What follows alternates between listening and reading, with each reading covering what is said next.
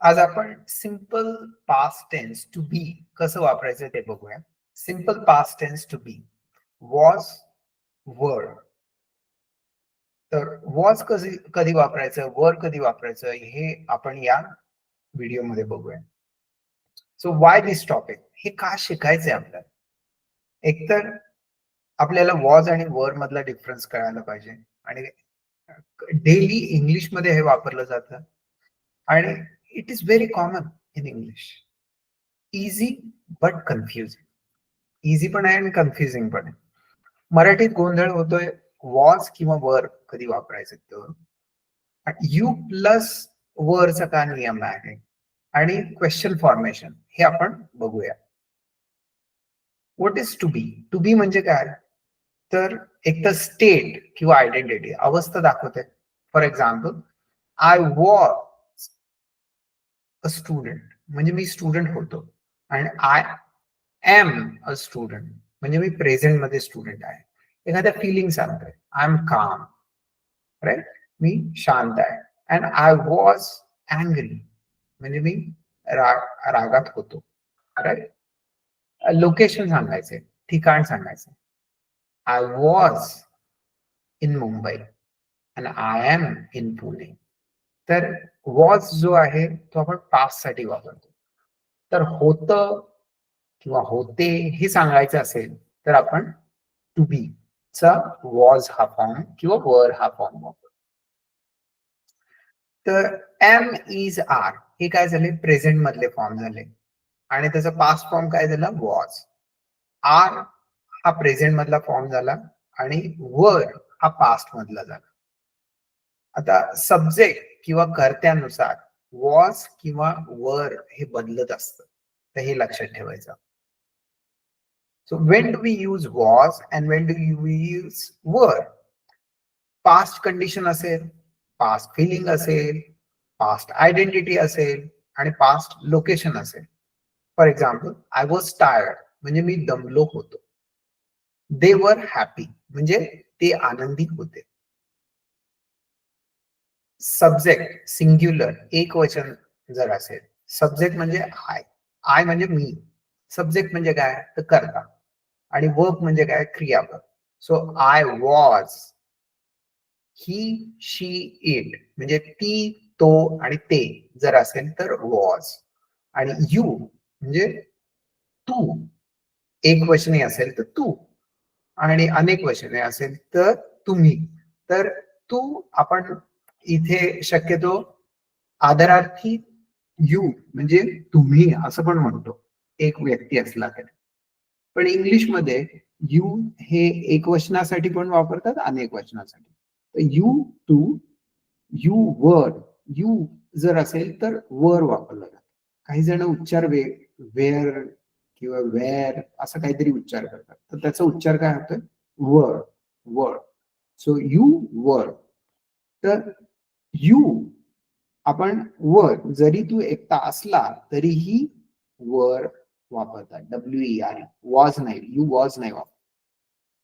आता प्लुरलचे म्हणजे अनेक वचन, तर वी म्हणजे आम्ही आणि वर्ब साठी वी असेल तर वर वापरता, यू असेल तरी वर वापरता आणि ते असेल तरी वर वापरता. म्हणजे वी म्हणजे काय, आम्ही, यू म्हणजे तुम्ही आणि दे म्हणजे ते त्या ती.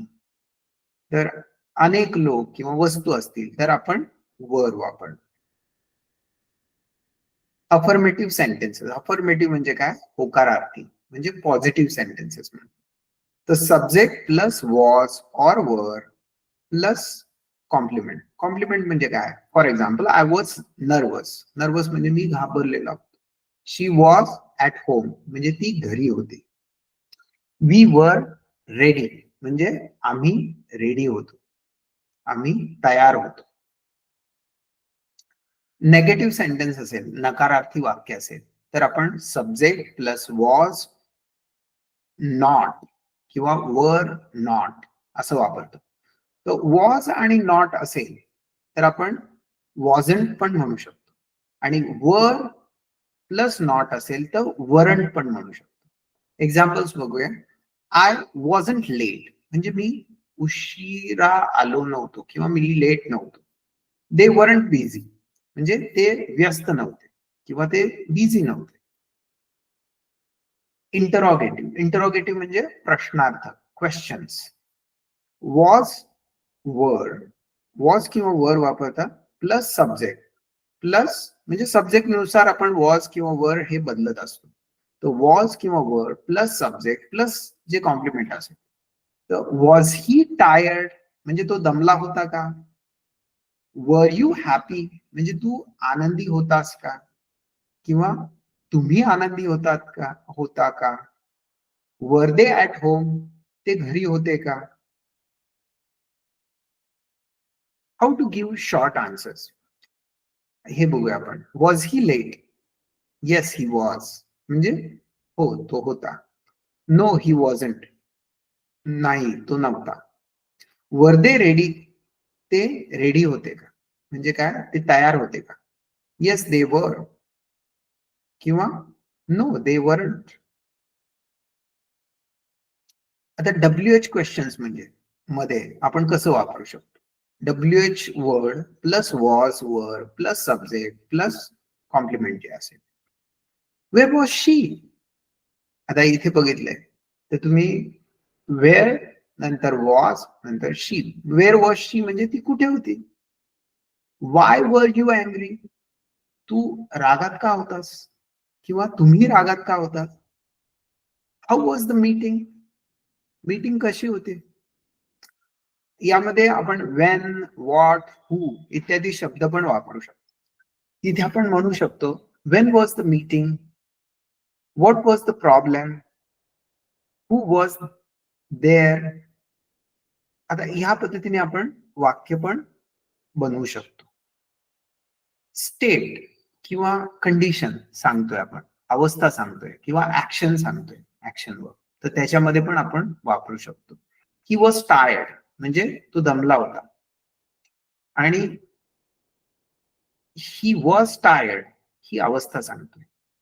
आपण ऍक्शन बद्दल आता बोलत नाही या टेन्स मध्ये. ही वर्कड तो सिंपल पास्ट झाला. शी वॉज हॅपी हा शी वॉज हॅपी हा पण सिंपल पास्टचा पण आपण टू बी चे फॉर्म बघतोय. तर स्टेट आणि ऍक्शन मध्ये फरक आहे. आपण जे बघतोय ते आपण फक्त स्टेट पार्ट बघतोय आता आपण. तर स्टेट म्हणजे काय? अवस्थेचा पार्ट बघतोय, ऍक्शनचा पार्ट नाही बघतोय. शी वॉज हॅपी म्हणजे ती आनंदी होती. आणि शी लाफ ती काय झाली? ऍक्शन झाली. शी लाफ म्हणजे ती हसली. दे वर सायलेंट म्हणजे ते शांत होते. आणि दे स्पोक ते बोलले. तर फिलिंग आणि ऍक्शन ह्या वेगवेगळ्या गोष्टी आहेत. तर ह्याच्यामध्ये मिक्स नाही करायचं आपल्याला किंवा सरमिसळ करायची नाही. आता चुका काय होत आहेत? कॉमन मिस्टेक्स बघूया आपण. आय वर टायर्ड असं नाही म्हणत, I was tired. Was you let नाही म्हणत, वर यू लेट. किंवा दे वॉज रेडी नाही म्हणत आपण, दे वर रेडी. तुम्हाला वाटलं तर ह्याचा सराव करू शकता. हे जे सेंटेन्सेस आहेत ते तुम्ही त्याची उत्तरं कमेंटमध्ये लिहू शकता. त्याच्याबरोबर मी एक दुसरी पण टेस्ट देणार आहे, ती पण टेस्ट सोडवण्याचा प्रयत्न करा. त्याची लिंक मी डिस्क्रिप्शन मध्ये देतो. समरी बघूया आपण. की पॉइंट्स काय आहे? वॉज किंवा वर हे तुम्ही आधीचे जे आहे ते पॉज व्हिडिओ करून पण बघू शकता आणि त्याची उत्तरं देऊ शकता. तुम्हाला पाहिजे तर स्क्रीनशॉट घ्या आणि त्याच्यानंतर ते कमेंटमध्ये सोडून बघा. फायनल समरी किंवा सारांश बघूया आपण. की पॉइंट्स काय? वॉज किंवा वर हे पास्ट स्टेट साठी सांगत, ह्याच्यामध्ये ऍक्शन नाही सांगत आहे. नो ऍक्शन, कृती नाही आहे. सब्जेक्ट हे रूल्स मॅटर म्हणजे सब्जेक्ट असेल त्याप्रमाणेच वॉज किंवा वर येणार, हे लक्षात ठेवायचं. आणि डेली प्रॅक्टिस ही पण गरजेची आहे. तर भूतकाळात एखादी गोष्ट झाली आहे, कशी होते किंवा कोण कुठे होते, कोण होते, हे सांगण्यासाठी आपण वॉज किंवा वर चा वापर करू. Thank you for watching. मला अपेक्षा आहे की तुम्हाला समजलं असावं. तर जर समजलं असेल तर ही क्विज सोडवा. You can like, comment, subscribe and share this video. Thank you very much. Have a wonderful day ahead. Bye.